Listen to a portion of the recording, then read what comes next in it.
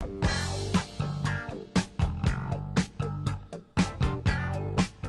¿cómo les va a todos? Bienvenidos a una nueva edición de Hipertexto 23. Ustedes saben que el gran objetivo de este programa es que conozcan mejor, de más cerca, a los escritores. Pero claro, en este caso lo conoce muy bien. Pasamos a presentar a José Pablo Feynman. José Pablo Feynman nació en Buenos Aires, es filósofo, docente, escritor, ensayista, guionista y conductor de radio y televisión. Entre sus obras se destacan Últimos días de la víctima, Ni el tiro del final, La astucia de la razón y La filosofía y el barro de la historia. Habían transcurrido 3 años y 47 días de la fecha de la operación de Pablo Epstein, eso que los médicos, indudablemente con mayor exactitud, llamaron intervención quirúrgica y que consistió en extirparle a Pablo Epstein su testículo derecho, del libro La astucia de la razón. Muchísimas gracias, José Pablo, por estar acá. Bien, ¿vos? Bien, esa cita la tomaste de la primera edición de la de Alfaguara. Sí. Claro, después cambió, ¿no? Claro, eso lo corregí yo. Sí. Ah, o sea que no te gusta la frase no, esa. No me gusta. No me gusta. Bueno, es interesante. Eso que los médicos dieron en llamar. Claro. Porque la novela tiene influencias de Bernhard, pero sí, ese ya es un modismo muy de Bernhard. Entonces, ¿te pareció demasiado? Me pareció demasiado. Bien. La primera pregunta que te quería hacer es si, digamos, ¿cómo sentís que se devalora tu obra literaria? Digamos, teniendo en cuenta que sos una personalidad muy conocida por tus notas en Página 12, por tus programas de filosofía, bueno, por tantas cosas, ¿no? ¿Cómo se muestra ahí tu obra en ese sentido y cómo es la recepción del público con respecto a tus libros? Creo que el público lee mis novelas. ¿Vos decís mi obra en general o mi obra literaria? No, sí, literaria. Claro. Creo que el público lee mis novelas. Creo que hay algo que yo lamento mucho, que no se haga una totalidad con mi obra, porque tengo ensayos importantes, digamos. El de peronismo tiene 1600 páginas y está escrito al estilo de Facundo. Sí, por eso es terriblemente ambicioso, ¿no? O sea, es muy literario. Ahora, si hablamos de las novelas, que debo tener 13, 14... creo que el público sí las lee. Lo que yo creo es que las novelas nunca fueron incorporadas por eso que se llama la academia, yo qué sé cuánto. Desde la llegada de la democracia. Se formó un canon y bueno, yo no entré y no entraron muchos, ni Belgrano Rawson, ni Martini, ni Dalmacio, no entró. ¿Eso es algo que, digamos, te molesta, te genera cierta incomodidad, te gustaría que se revirtiera? ¿Cómo te llevas con eso? Sí, me gustaría que se revirtiera, pero ya es tarde. Ya es tarde, ya está hecho. Digamos, han pasado ya muchos años. Eso, digamos, canonizó durante muchísimo tiempo a 3 escritores, pero ya esa canonización no está muy sólida, digamos, ha sido erosionada por el paso de los años, la aparición de nuevos escritores y la revalorización de algunos ancianos como yo, digamos, ¿no? José Pablo, cuando leíamos la cita recién, digamos que es de la primera edición de La astucia de la razón, pensaba un poco en esta reserva que tienen los escritores para aceptar que ciertas obras por lo menos tienen una base autobiográfica. Creo que no es tu caso, vos no tenés problema en aceptarlo, digamos. No, de ninguna manera. Sí. ¿Cómo se dio, digamos, esa situación tan compleja que viviste durante la dictadura militar? Como siempre decís, por 2 razones, 2 tipos de cáncer, ¿no? Sí, está narrada en La astucia de la razón y La crítica de las armas. O sea, escribí 2 novelas. Sobre esa época. Por esa época, porque... por esa época no, muchos años después. Sí. Esto ocurrió el 14 de noviembre de 1975, me operaron de un cáncer de testículos. Bueno, pero ya estaba como todo el clima, digamos, de alguna manera. Claro, y a la vez yo fui a esa operación conociendo el clima. Claro. Pero todavía tenía mi enorme omnipotencia de tipo joven, tenía 32 años. Y bueno, esperaba salir de la operación, y yo no tenía ni idea de lo que era una operación. El cáncer de testículos es el cáncer de los jóvenes. Se le dice así. Sí, lo tenés cuando sos joven, después no lo tenés. Y como sos joven, tiene una enorme virulencia, es decir, mata. Si no lo agarran a tiempo, bueno, por esas casualidades, lo agarraron a tiempo y luego me radiaron hasta quemarme. Pero al radiarme tanto me tuve que quedar en el país, mientras que todos mis amigos me decían, bueno, hay que irse, hay que rajarse. yo no había estado, no solo no había estado en la lucha armada, había polemizado muy duramente Contra eso, sí. contra, digamos, las organizaciones armadas. Pero eso no importaba nada, es decir, había estado en la Facultad de Filosofía, era profesor de filosofía, había dado clases, si buscaban mis bibliografías iban a encontrar textos de Marx, por supuesto. O sea, estabas en peligro, digamos. Estaban en peligro y como se iban desarrollando las cosas en serio peligro. Sí. Y lo que ahí apareció como algo muy terrible fue el lenguaje quirúrgico de los militares. Porque los militares tenían un lenguaje quirúrgico. Extirpamos el tumor subversivo y ahora vamos detrás de las células fugitivas. Y los médicos me dijeron, mire, quédese tranquilo, extirpamos el tumor. Ahora Increíble. lo radiamos para ir eliminando las células fugitivas. Porque si una célula se escapa, se va a anidar en el pulmón. Pero si usted pasa este año, va a poder vivir tranquilo. Y ese año era el 76. Así que o me moría por dentro o me mataban por fuera. Te buscaban de los dos lados.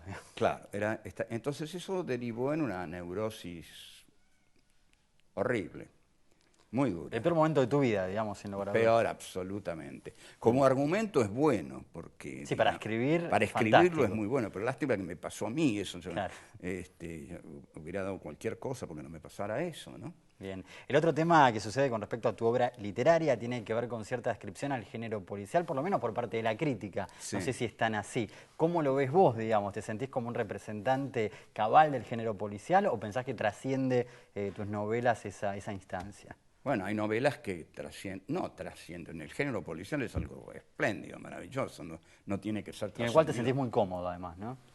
Sí, bueno, es claro, detrás de eso está la idea de que al ser un género, el género tiene sus leyes y esas leyes escriben por vos. Sí. Pero es un género muy difícil y en todo caso siempre hay que escribir en los bordes del género, saliendo y entrando del género, no hay que someterse al género, porque si no es cierto, estás esclavo de algo que ya está establecido, tu creatividad desaparece. Pero no todas mis novelas son policiales, La astucia y la razón, La crítica de las armas, La sombra de Heidegger, Timote, es una novela político-filosófica, yo qué sé. Pero digamos, es la muerte de Aramburu, pero no por eso es una novela policial. Y después vienen las 3 de Joe Carter. La trilogía. Claro, la trilogía de Carter puede ser De alguna policial. manera... Es policial, sí. Pero también es muy política. Son textos... son panfletos antiimperialistas las novelas de Carter, excepto Días de Infancia, que es mi Es última. otra cosa dentro de la trilogía. Eso es otra cosa. Esa yo creo que es mi mejor novela, que algún día se reconocerá o no, no me importa, porque el día que se reconozca a mí no me va a importar porque voy a estar, digamos, en otro lado. José Pablo, con respecto a la filosofía, ¿cuál es la relación con la literatura? Porque, digamos, sos una personalidad que encarna un poco la filosofía con los programas, con las ideas, con las notas. ¿Cómo es esa relación? Porque a algunos filósofos les cuesta mucho escribir, inclusive, tiene un lenguaje muy abstruso, muy complicado, y ni hablar de la literatura, ¿no? A algunos escritores les cuesta mucho escribir. Vos notás. Eso es lo peor. Empezás a leer y lees. Eso es más grave, digamos. Una prosa forzada, lenta, áspera. Pero digo, en tu caso, haber estudiado filosofía y haberte dedicado a eso, digamos, lejos de entorpecerte la literatura, hasta uno podría pensar que te la favoreció, ¿no? Totalmente. Digo, ¿por qué se dio eso? Bueno, porque yo primero fui escritor, escribía ficciones desde muy chico. Desde muy chico. ¿Qué edad, más más o 8 años, más o menos. Si iba a ver una película de piratas, escribía un cuento de piratas. Volvía a casa, tenía que escribir un cuento de piratas. Una de cowboys, una de cowboys. Tengo un lindo cuento de cowboys. ¿Guardás? Lo guardé. Hay uno que guardé, lo demás lo tiré todo. Soy un tarado como todo tipo que llega a la adolescencia, mira su infancia y dice, ya no soy eso, y tira todo. Pero primero fui escritor, escribí obras de teatro, hasta que dije, bueno, ¿dónde entro? Y bueno, literatura, yo qué sé. Voy a entrar en filosofía, me gustaba mucho la filosofía y voy a tener ideas para escribir. Entonces entré en filosofía y bueno, la filosofía me fue devorando. De todos modos, todas las materias optativas las hice de letras. Ah, hay una relación. Sí, hice casi toda la carrera de letras. con Pesoni, del que fui amigo, Delfín Leocadio de la Caraza, la Curlat, mira, personajes de la época. De todas las personalidades de la facultad. De la facultad, la Rossetti, Barrenechea, por supuesto. Gramática. Claro, sí, gramática. Hice gramática estructurada, en fin, hice casi toda la carrera de letras hice. Y también la filosofía. Ten en cuenta que yo estuve en la Facultad de Filosofía del 62 hasta el 75, en que vino la intervención de Otalagano, claro. Y ahí no me renovaron un contrato que yo tenía por antropología filosófica. Y a los 23 años empecé a dictar cátedra, porque con el golpe de Onganía se fueron muchos profesores y otros se quedaron con la consigna de luchar desde adentro. Y uno de los que se quedó fue Conrado Gerlán, un profesor de origen católico, que era muy amigo mío, igual que Víctor Massú, que era muy diferente a Gerlán. Víctor Massú fue el representante de la UNESCO durante la dictadura militar. Y bueno, a mí me tomaron cariño, iba a comer con ellos. Y influyeron mucho. Ahora, cuando Onganía da el golpe, Gerlán le dan la materia antropología filosófica, que habitualmente tenían 40 alumnos, pero todos los que no pueden cursar nada en psicología, que la prohíben, se inscriben en antropología filosófica, que pasa a tener 700 alumnos. Y vos tuviste que estar enfrente de 700 alumnos. Claro, no, de 220. Entonces Conrado, Gerlán, llama a sus alumnos predilectos y les dice, háganse cargo de las comisiones de trabajos prácticos. Y yo le digo, Conrado, pero yo ni siquiera la probé esta materia. Ni siquiera la probé esta materia. Bueno, pero es una situación urgente, yo confío en usted, pues. Y a los 23 años entré en un aula donde había 230 alumnos, más o menos, a dictar los manuscritos económicos filosóficos de Marx, bajo Onganía. Así que fíjate las paradojas. Enseñaste una materia que no habías aprobado, es magnífica. Sí, dictaba una materia que no había aprobado. Y bueno, eso fue el golpe a la universidad. Sí. Se producen estas cosas. Pero yo estaba muy bien armado para darla, porque era, no te digo, era muy estudioso, realmente era muy estudioso. Y Conrado, era muy amigo de Conrado, y bueno, y después lo más divertido fue que en el examen final yo tenía que hacer escrito y oral. Claro. Porque al no haber cursado la materia, la tenía que dar libre la materia. Entonces tenía que hacer escrito y oral. Y había como 100, 200, no sé cuántos alumnos había. Era un desastre tomar exámenes. Entonces voy y me siento frente a Conrado.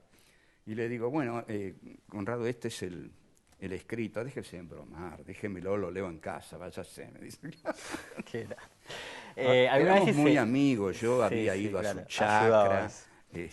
Habíamos hecho juntos un galpón, en fin. Alguna vez hice la cuenta de la cantidad de páginas que escribiste en los últimos 6, 7 años y es impresionante, Miles ¿no? de páginas, ¿no? Sí. A ver, solo el libro de peronismo tiene 1600 claro, páginas. Por eso, si contamos las novelas y todos los libros, el de filosofía, el de cine, es algo impresionante. Sí. Digo, ¿en qué momento escribís? Sabemos que vivís de noche también, que la mañana prácticamente no existe en tu vida. ¿Cómo se hace? Para, digamos, ¿qué método tenés de escritura teniendo en cuenta que sos tan prolífico, digamos? Sí, bueno, escribo durante la noche. Empiezo a trabajar a las 12, 12:30 y llego hasta las 6, 6:30, 7. Ahí me duermo, después duermo durante el día. Tengo un escritorio muy cerrado, que le digo el búnker, y tengo una enorme facilidad para escribir. Fluye. Fluye, escribo, no corrijo casi y puedo escribir mucho. ¿Después hay una instancia de corrección? Muy leve, ¿no? No es que no encuentro muchos errores. Claro. Cuando le di La astucia de la razón, el original a Martini, escrito a máquina, y no lo podía creer porque había páginas sin tocar y alguna con una tachadura y una palabra arriba, ¿no? Y bueno, lo tomábamos a broma, ¿qué vamos a hacer? Yo bromeo y digo, bueno, quiero escribir como Marta Argerich toca el piano. Y Marta Argerich tiene una enorme facilidad para tocar el piano. Pero bueno, eso viene. Pero no es eso lo importante. Lo importante es trabajar. Son muy interesantes las historias que tenés con respecto al cine, ¿no? Inclusive hay una película de Campanella basada en una de tus novelas, que no sé si es un dato tan conocido. Y No. después tuviste hasta un problema de plagio, digamos, con respecto a una película que salió. Contanos un poco Sí, esas dos hay cosas. un pibe que un día me llega de Planeta una novela que se llama Matar a Borges. Yo digo, qué raro esto, porque en el guión de mi película, El amor y el espanto, que fue ninguneada porque surgía el nuevo cine argentino, etcétera, el nuevo realismo, todo eso. Bueno, y porque la dirigía de Sanso, al que le tienen bastante bronca y no lo valoran como intelectual. Bueno, El amor y el espanto era un guión, sin embargo, yo estaba muy contento, sólido, en el que Carlos Argentino Daneri se disponía a matar a Borges por el amor de Beatriz Viterbo. En venganza del Aleph, de alguna manera, ¿no? De lo que Claro, escribía. claro, claro. Entonces Borges lo nombraban inspector de aves, Sí. y huevos y gallinas, y aparecía alguien que lo amenazaba, entonces iba a ver a Eric Lonroth, el de La muerte y la brújula. Sí. Mientras esperaba a Eric Lonroth, se encontraba con Pierre Menard. Y Borges le pregunta, ¿qué está haciendo usted? Porque estaba escribiendo el tipo, ¿no? Estoy escribiendo. ¿Y qué está escribiendo? El Quijote. Pero el Quijote ya fue escrito, le dice Borges. Bueno, yo lo estoy escribiendo de nuevo, dice. Y bueno, aparecen todos los personajes de Borges de alguna manera, en una situación ahí sí, es muy policial todo lo que armé, ¿no? Borges perseguido por Argentino Daneri, que es muy peronista, Sí. y que puede haber tenido responsabilidad en mandarlo a cuidar aves, conejos y huevos. Y un día cuando veo esta novela, digo, bueno, este tipo me plagió. Bueno, la casualidad es que a los 2 meses me llama este muchacho. Y le digo, ¿qué haces, che? Le digo, pero vos me plagiaste el guión. Sí, me dice. Ah, lo reconoció de una. Sí, me Genial. dice. Y vos sabés, debes saberlo muy bien, que hay una nueva moda así de que se puede plagiar y que es una especie de creación. Bueno, un Pierre Menard, digamos, ¿no? Claro, bueno, tenía que ver, digamos. Claro, tenía que ver. No Y sé con si una Pierre película Menard... también te pasó, ¿no? Que salió una película que creo que estaba medio... Sí, terrible, eso es terrible, eso horroroso. Porque mi novela El cadáver imposible se Sí. edita en Italia en 1922. Y en Italia vive una actriz que se llama Angela Betti, que lee la novela y quiere hacer el personaje de la pequeña Ana, que es una especie de Carrie, digamos, ¿no? Para ubicar a la gente. Y la chica emigra a Estados Unidos y conoce a un director, Lucky McNean, un director de novelas, de películas negras, que gana en Gijón y todo eso, y le da la novela. Y hace la película. Y hace la película, sin consultar nada, y que se llama May. May, la Sí. película, está en los... Y la piba hace un gran papel, pero... Y fui a ver a unos abogados. Me dijeron, mira, si haces un juicio en Estados Unidos, el que va a la cárcel sos vos, porque son invencibles. Y bueno, lo llamé a Subiela y Subiela dijo, y yo estoy igual. A él le pasó algo A él le similar. pasó algo similar, sí.